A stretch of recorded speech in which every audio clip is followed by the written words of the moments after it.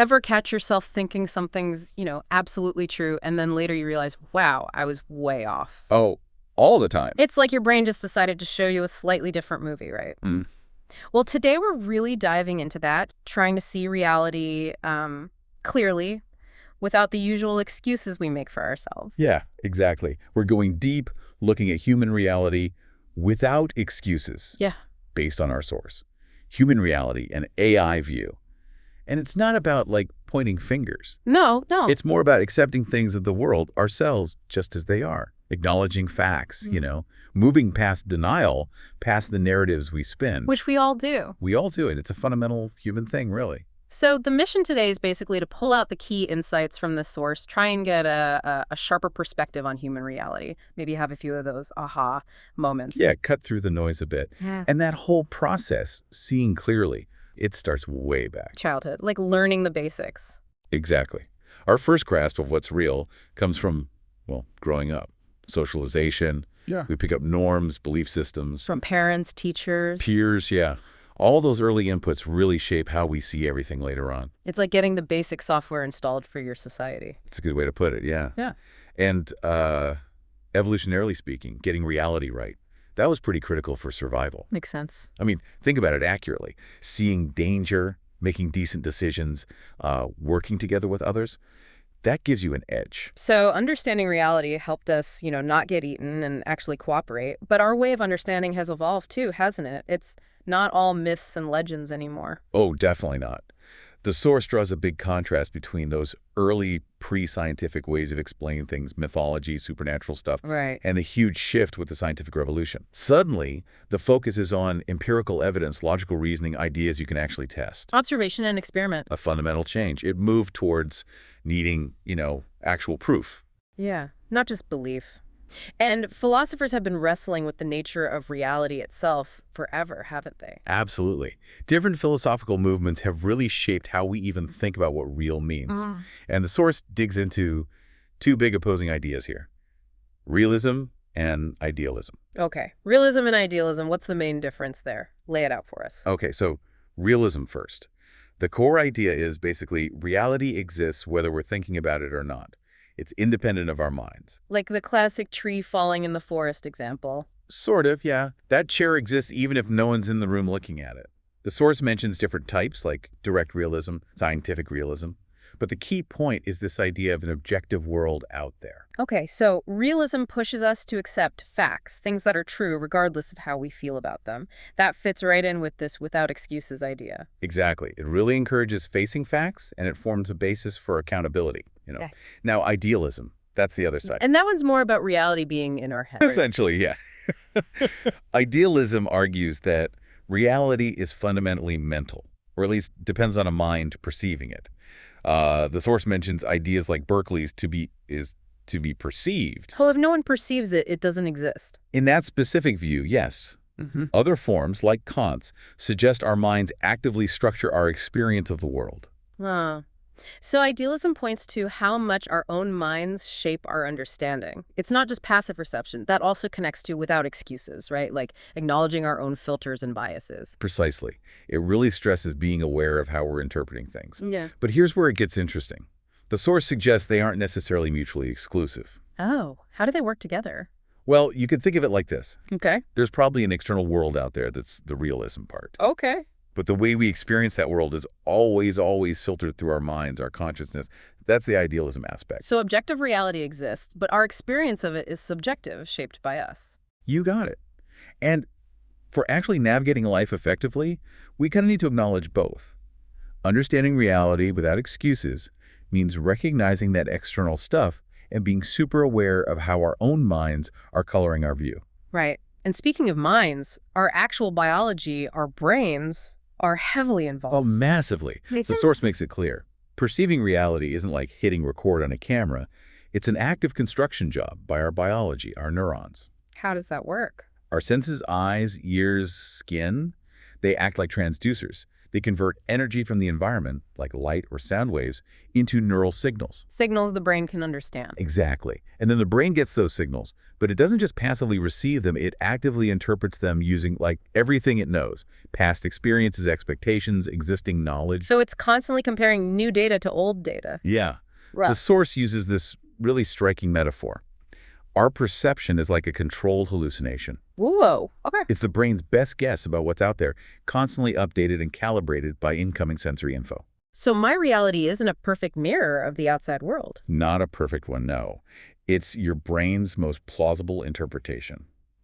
And a really key part of this is something called reality monitoring. What's that? That's the brain's ability to tell the difference between stuff coming from outside, like seeing a real cat, and stuff generated internally, like remembering a cat or dreaming about one. Super important for, not getting lost in your own head. Absolutely crucial for staying grounded. And the source also points out a big limitation. Our senses are actually quite limited. How so? We only see a tiny sliver of the electromagnetic spectrum, visible light. We only hear a certain range of sound frequencies. We only smell certain chemicals. Right. Dogs smell way more than we do. Exactly. So there's loads of information, loads of reality just buzzing around us that we're completely unaware of because our biological equipment isn't tuned to pick it up. That's kind of humbling. There's so much we just don't perceive directly. But it's not just our individual senses and brains, right? Society, culture, that must play a huge role too. Oh, absolutely enormous. Our understanding of reality, it's deeply shaped by the social world we're embedded in. Think about social norms. The unwritten rules? Yeah, those unspoken rules about how to behave, what's acceptable. They profoundly shape what we consider normal, what we consider real within our group. It's the shared script we all follow. And this leads to the idea of the social construction of reality. It basically says that a lot of what we take for granted as objective reality is actually the product of shared human agreements, interactions, history. Like money. It only has value because we all agree it does. Perfect example. Or concepts like marriage or nations. We collectively create these realities and then often forget we created them and treat them as just there. And this must vary wildly between cultures. Hugely. The source talks about cultural relativism, the idea that we should try to understand practices from within that culture's perspective, not just judge it by our own standards. Avoid ethnocentrism. Exactly. What's considered polite or rational, or even what people pay attention to in a scene, can differ dramatically based on cultural background. Even how realistic a piece of art looks can be culturally influenced. Wow. So our brains construct an individual reality, but that's layered within a socially constructed reality. It's complex. Very. And then on top of all that, you have our individual psychology throwing its own curveballs. Ah, the famous cognitive biases. Yep. The source gets right into them. These are like systematic ways our thinking deviates from pure logic or rationality. They distort how we see things. Like confirmation bias, we talked about that. Looking for evidence that backs up what you already think. That's a big one. The source also mentions the availability heuristic, judging likelihood based on how easily examples come to mind. Like thinking plane crashes are common because they're heavily reported? Exactly. Or anchoring bias, where the first piece of info you get sticks too much. Or the halo effect, where if someone's good at one thing, you assume they're good at others. So our brains have these shortcuts that often work, but can seriously mislead us sometimes. They can. And just being aware of them is a huge first step towards, seeing things a bit more objectively. How do you fight them, though? Well, the source suggests things like deliberately seeking out different viewpoints, really engaging in critical thinking, practicing mindfulness to notice your own thought patterns, and just slowing down decision-making. Okay, so conscious effort is needed. Makes sense. What about denial? That feels like a big one when we talk about without excuses. Huge. Denial is a classic psychological defense mechanism. It's our mind's way of shielding us from truths that feel too painful or threatening to accept. Like ignoring a health problem. Right. The source mentions different types. Simple denial, this isn't happening. Minimization, it's not that bad. Projection, accusing others of your own feelings. Or rationalization, making up excuses. It's like building a wall against reality. Kind of, yeah. And while it might feel better short-term, the source really emphasizes the long-term downsides. Denial messes with getting help, with relationships, with health.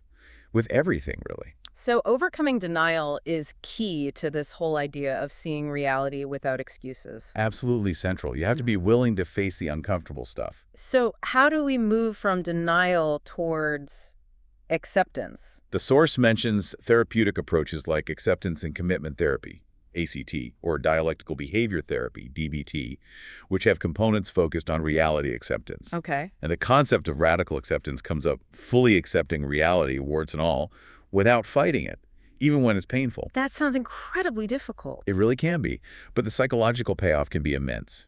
Facing reality, even the harsh parts, leads to greater self-awareness, often better relationships, and crucially, the actual possibility of making positive changes. Instead of being stuck pretending things are different. Exactly.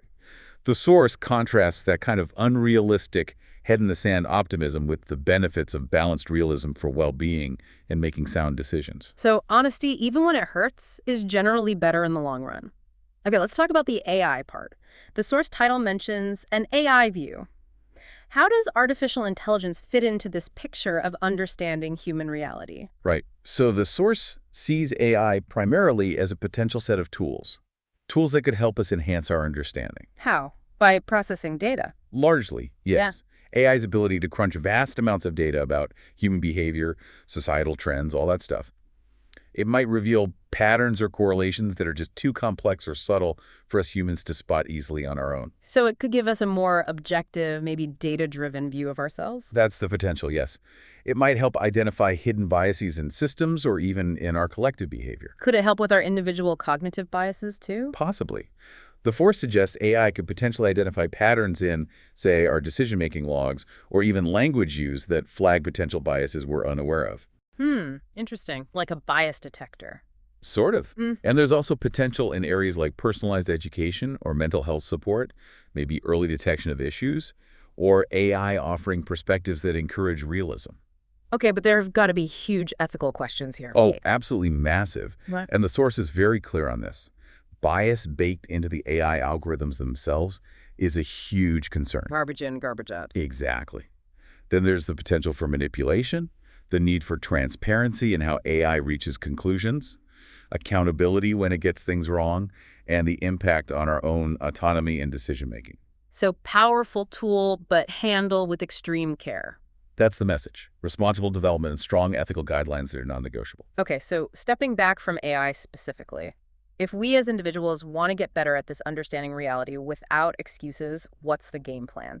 What strategies does the source recommend? It really paints a picture of a multi-pronged approach, not just one magic bullet. Makes sense. So number one is definitely promoting critical thinking skills and media literacy.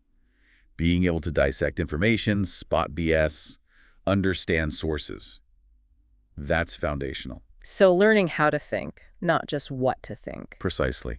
Then there's encouraging self-reflection and mindfulness. Really tuning into our own thoughts, feelings, assumptions, noticing those biases in action. Becoming more self-aware. Cultivating open and honest communication is another big one. Being able to talk things through, challenge each other's denial respectfully, build a shared understanding. Talking it out. Yeah. And fostering empathy and perspective-taking. Actively trying to see the world through other people's eyes broadens our own view considerably. Reduces that egocentric bias. Exactly. And of course, education in general, building factual knowledge, critical thinking, emotional intelligence. Plus, acknowledging those bigger societal factors like inequalities or dominant cultural narratives that shape perception and can fuel denial. And using tools like AI responsibly, if we go down that road, keeping those ethical pitfalls front and center. Right. It's all part of the toolkit. It really sounds like a lifelong journey, this whole effort, not something you just achieve one day. Definitely an ongoing process. The source really frames it as a continuous exploration, touching all these different dimensions we've discussed: biological, psychological, social, ethical. But the core principles running through it all seem to be about commitment, a commitment to truthfulness, honesty with ourselves and others, taking responsibility and finding empathy, even when reality is difficult. Beautifully put. That really captures the essence of understanding without excuses. It's about facing existence in all its complexity with those values guiding us. So a final thought for everyone listening. Maybe pick one belief you hold, something you feel pretty certain about regarding, I don't know, yourself or the world.